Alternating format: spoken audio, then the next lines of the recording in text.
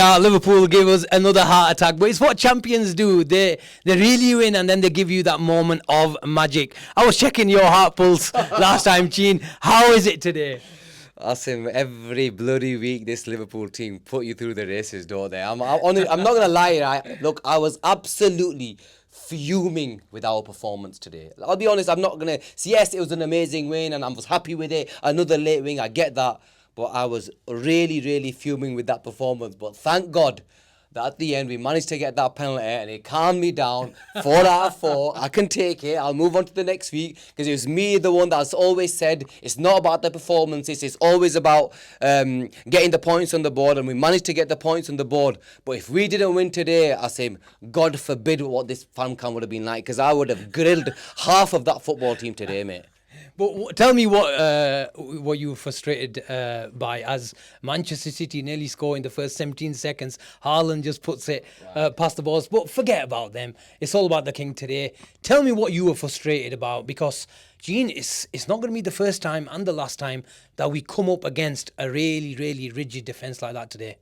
Asim, I get that. I get it. And look, I understand you're going to a side that's going to put, 11 men behind the ball, camp on the 18-yard box. But we have quality in this football side. We've played with Dominic Szoboszlai on the right-hand side, Kirkers on the left in terms of our fullbacks who are going to push forward. This was a team that sat back for 90% of this game, 95% of this game, and we couldn't create a chance. And I don't care what you say, that was worrying to me, especially at half-time. I felt like Florian Wirtz, who I absolutely adore and I love, just wasn't getting the ball, just wasn't making an impact. Mohamed Salah was non-existent. Ekatike's 1-2, couple of touches, but that's about it. And McAllister, a player who I've lauded, and he's my favourite. I call him the best midfielder in the Premier League.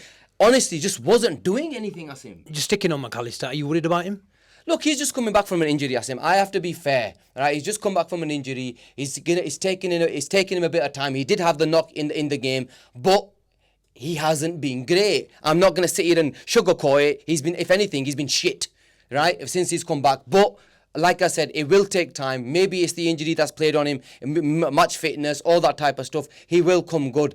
I actually really missed Curtis Jones today at times. That's him. I actually called for it. I think you're doing the show. I was saying, bring on Curtis Jones? And obviously you guys reminded me that he was injured. But honestly, that performance today, especially in the first half, Asim, it was worrying. Yeah. Let's go on to everyone's man of the match. I think Ryan Gravenberch, even after the season that he had last season, yes, granted he got a bit tired. Who wouldn't after playing all those games in a completely different new role to him? I think he started his season really, really well. When he missed that game against Bournemouth, we saw what he gave us. In the last 3 games, I think Ryan Gravenberch has been one of our best players. And I think there's a lot of disrespect amongst Liverpool fans saying he's not a natural 6, he's not this, he's not that. I thought he was absolutely brilliant. Ryan Gravenberch is the best number 6, mate. That is exactly what it is. What he gave us today, from a number 6 position, he was our creative spark. He was the person that was going to make something happen. You mentioned it. He was the only player but I felt as though that could beat a man, that was good enough to go left, go right, beat a man. Even at times, he was the one that was playing the forward passes. And I was looking at it thinking, we've got other players in this team that are good enough to do something. They're not doing it, but this lad, I know he missed the first games. The 3 games that he's played in, he's been phenomenal. And he's been arguably probably just slightly behind Virgil van Dijk or on par as Liverpool's best player in these first 4 games. He's on a different level right now, and he's showing the form that he showed at the start of last season. But this kid is an unbelievable footballer, and you called him the new number 6. And you know what? The more and more that we see of Ryan Gravenberch in this position, it just goes to show there is no number 6 in world football that I would trade for Ryan Gravenberch. No chance.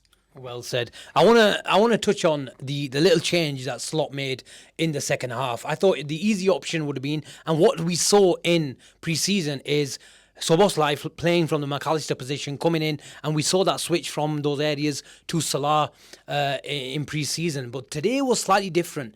He stayed with Florian Wirtz in the McAllister position, allowed him to play, and in that little Germany role, that he doesn't start. He's not wide because he still had Cody Gakpo, but he was still in the left half spaces, and it allowed Sobo to drive and create a few moments on the right hand side and connect with Salah and especially Conor Bradley, who's going into those inside channel runs from right back. I thought that was a subtle change, but it brought the best out of Florian Wirtz, who I thought looked really good in the second.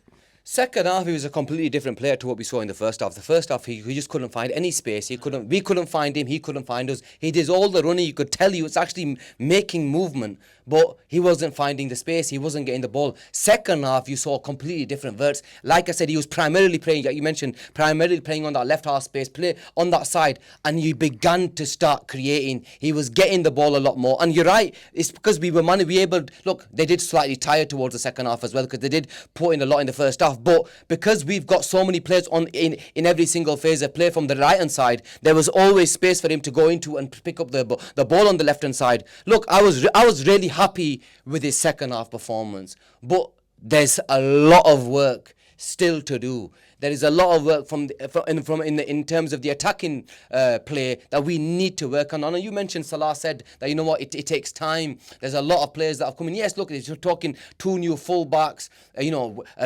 new forwards, playing with a proper number 10 now, which obviously we haven't seen in previous years. So it is going to take a bit of time to gel and all that type of stuff. But we just need to start seeing a bit more from the forward line. But look, who am I to complain, Asim? Played 4-1-4, 12 points, 3 points ahead in terms of the top of the table. We can't complain. We go away from here, a massive game next week at home against Everton. We're a game which we simply have to turn up.